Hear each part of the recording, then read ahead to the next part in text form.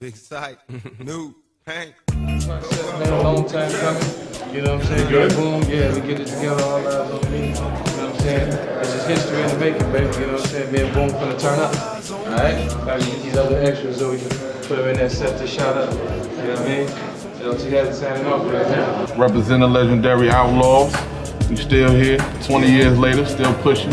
I was in the studio when he was recording All Eyez On Me. The first song, Y'all niggas look mad. Y'all supposed to be happy on the screen. Y'all niggas look like y'all. the first song I heard him record, picture me rolling in my 500 Benz.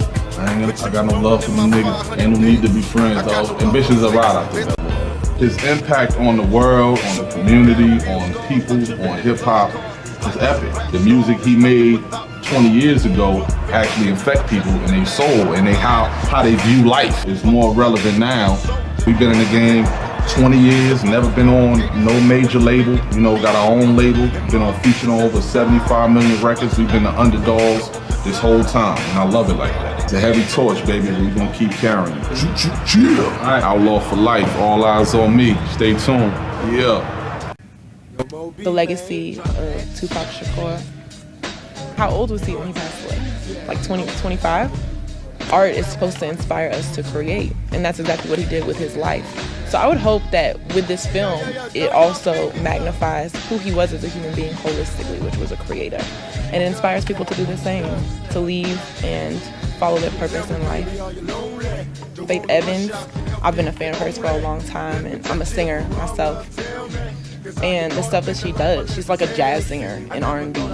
It really, really made me want to play such a strong woman and honor her. She was like the Helen of Troy of hip hop, and it's an honor to play that.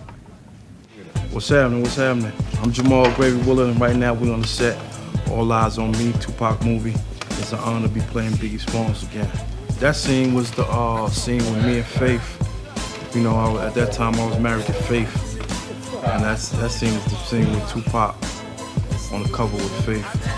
So, you know, I got a little upset, you know, little things got out of hand. Tupac Shakur, that's a major impact on hip-hop itself, you know what I'm saying? He started Thug Life.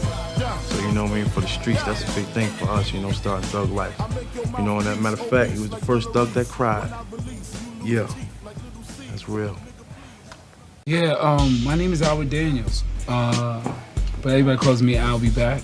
I play AB, a character that influences Pac in the realm of performance and poetry. Poetry is an outlet for us to say exactly what's going on. And that's what Tupac wanted to push. Even at 18, he wanted to shed light on how dark it was, where he was from. Shout out to you, Tupac. Shout out to you wherever you are in heaven.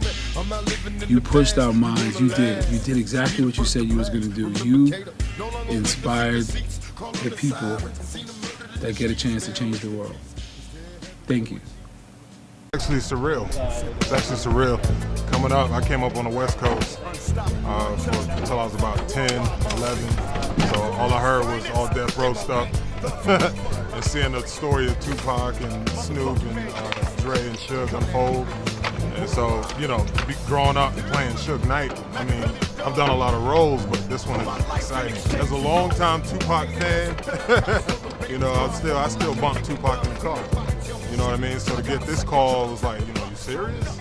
You know, and then playing Suge Knight, you know, so it's an honor above all, and I hope everybody loves it as much as we do. One of the big mandates when we wrote this was try to keep it as real as possible and to use his own words whatever chance we got. And that's what we tried to do because we wanted to be as authentic to the legend as he was to everyone else. And I think speaking to that point, L.T. Hutton, one of the producers, he always said to us, you know, Tupac wrote his movie, just listen to the interviews, listen to the YouTube videos, listen to what he said at the Black Expo, listen to what his mom said. If you listen to all that, Tupac already wrote his movie, just listen to his words and it'll tell you his story. Obviously we had to like take it and make it into a narrative structure, but he was so prolific in his very, very, unfortunately, short life, but he was so prolific, there was so much to pull from. He wasn't just a musician, he was a musician, he was an actor. He was a renaissance man. He was a renaissance man. He was involved in politics, the Black Panthers. I mean, you know, he was not a stereotypical actor, a stereotypical musician. I gotta tell you, there's nothing like being on the set of a film that you wrote, and more than anything else, a film that you're proud of. I mean, this is our first day on the set. We've been writing all week, coming to set, seeing this, and this is exactly how we envisioned this when you're putting it on the page. The unfortunate thing is some of the stuff that Tupac was saying 25 years ago, 30 years, forever ago, is still happening. So you look at all the cop shootings all over the United States and stuff in Chicago and stuff in Detroit, and all the stuff he talked about violence on, minorities. He was basically saying Black Lives Matter 20 years ago. I want people to see this film, because I want them to be entertained, I want them to be educated, but more than anything else, I want them to understand that Tupac wasn't just a rapper, but he was a guy who was so far ahead of his time, and had his life not been cut short, who knows what he could have done. The music is in there, but everything else is in there too. My name is Ed Gonzalez, and I'm the writer. And Jeremy Half, the other writer of the movie.